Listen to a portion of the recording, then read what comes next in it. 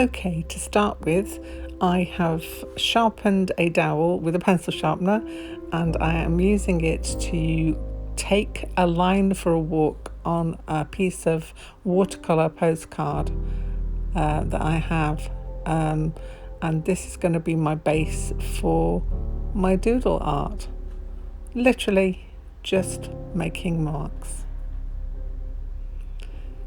I have dried this off in between with a hairdryer, and there are still some kind of wet areas which I want to take advantage of, so I'm just going in with a brush just to dampen those areas down and to spread around the ink.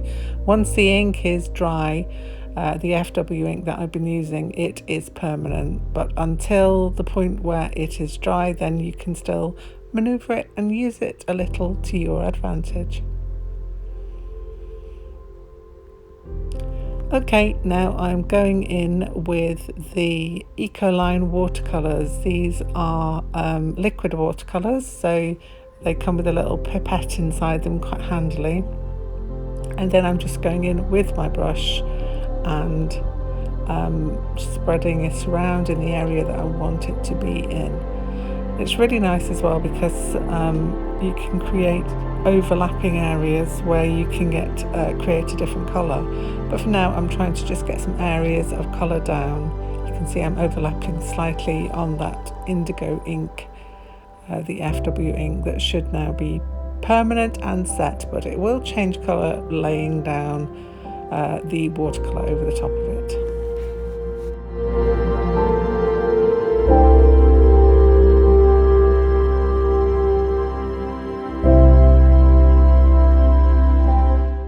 Okay, now going in with a different colour, Ecoline. I think this is magenta. The first one was like a gold, yellow gold, and this one is the magenta. And this will give a nice vibrant pop of colour. Also, when it mixes with the over the top of the indigo FW ink, it will give you a nice purple, and when it mixes in with that yellow, you'll get a nice golden orange colour. Just spreading around, painting the areas that I want it to be in. I'm doing it quite intuitively, just playing around with my supplies and seeing what happens.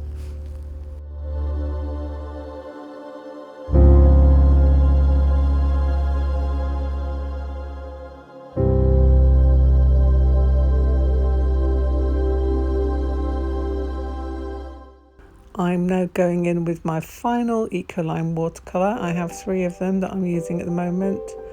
This one is going to be the indigo colour, which kind of matches in with the indigo FW ink that I've been using. It is a slightly different blue, and obviously it works in a different way. It's a lot lighter. I don't think that these watercolours are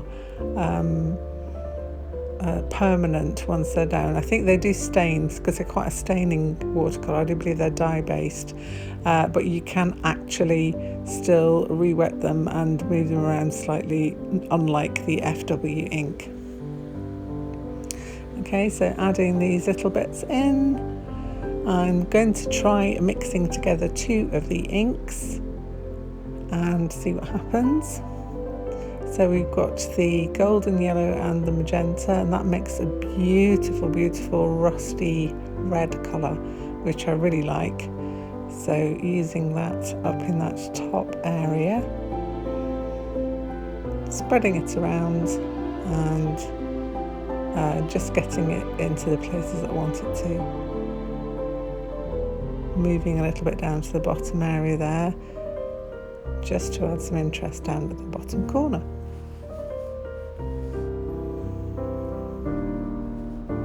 Here I am mixing, I think it's the indigo and the golden yellow. On this occasion, I think I wet this too much, so I added in too much water and it kind of flooded the whole area, so I got quite a bit there. But the good thing with these is you can spread it around as I'm doing here and then take some of the colour out. So literally just going in just thinking, okay, I might as well fill in this whole area. So going over that, you can see it's kind of like a really dark olivey green colour, which is nice, but I didn't really want as much as that in that area. So you'll see me in a second going in and dabbing out some of it to get rid of the intenseness. It's quite a nice colour that I get left with. There, it's 'cause you can see the green more because there isn't so much liquid on the surface. And here I am just drying off that area now. This is what I've done in between each layer, just so that you're not going to be interrupting or moving the layers underneath. Okay, so going back in with a little more ink. I think this is the indigo and the magenta, hoping to create quite a nice mauvey purpley colour, which I have done there. And I'm going to integrate that also into that nice red at the top, just to see what happens. With these things, it's kind of just playing around. When I do these pieces of work, it's because I want to just see what happens, and I think that's how you discover some of the best things that you learn in your artwork, when you just take some time out to play. And this exercise is just about playing with some of the tools that you might have on hand. Obviously, they don't have to be the exact same ones as I have. If you've got different inks or you've got different watercolour crayons, I'm using Neocolors here. These are aquarellable, which means that they can be used as they are, or you can wet them down, which I'm going to do on this piece. So you can see I laid some of the golden yellow down there, and now I'm just going into it with a brush, and you can see over that magenta it turns it into a really nice orangey colour, and we get a nice different green over that mossy green colour that I laid down previously. So here I'm just playing around with the colours, so just enjoy watching the process.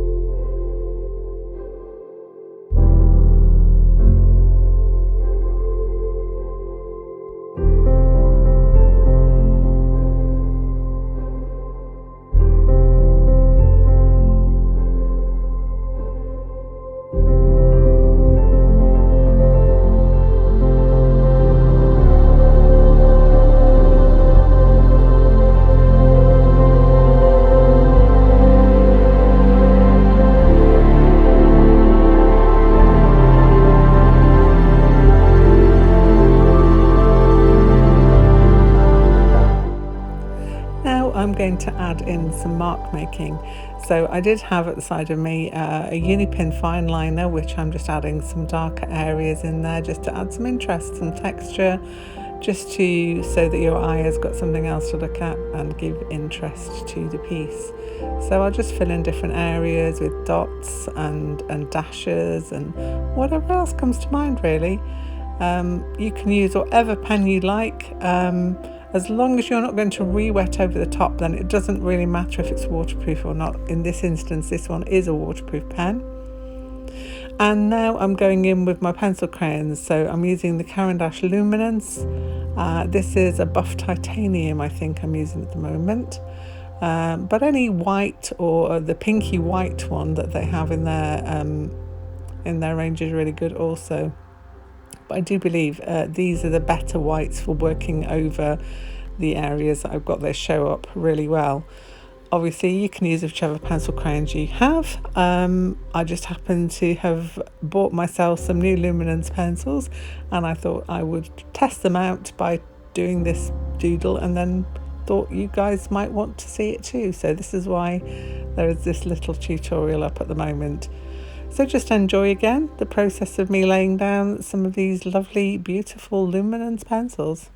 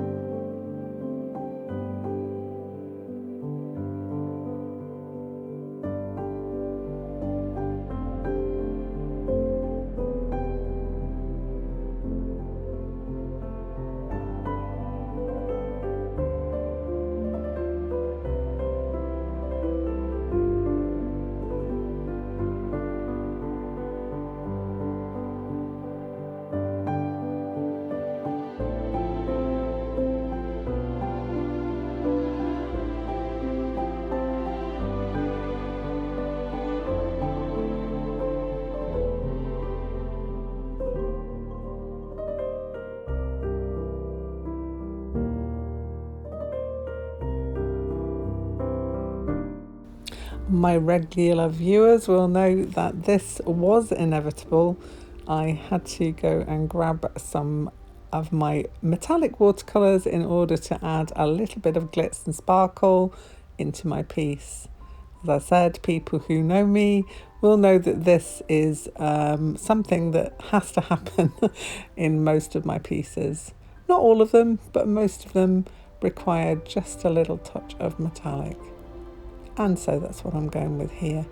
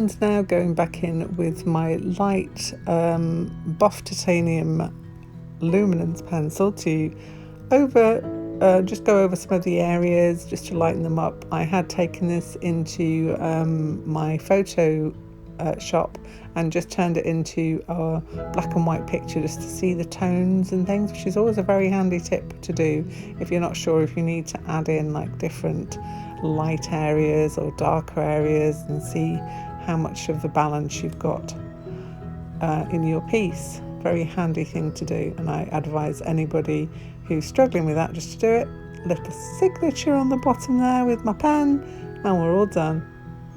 If you have enjoyed this, please like and subscribe, and hit the bell for any more updates from me. Have a really good evening.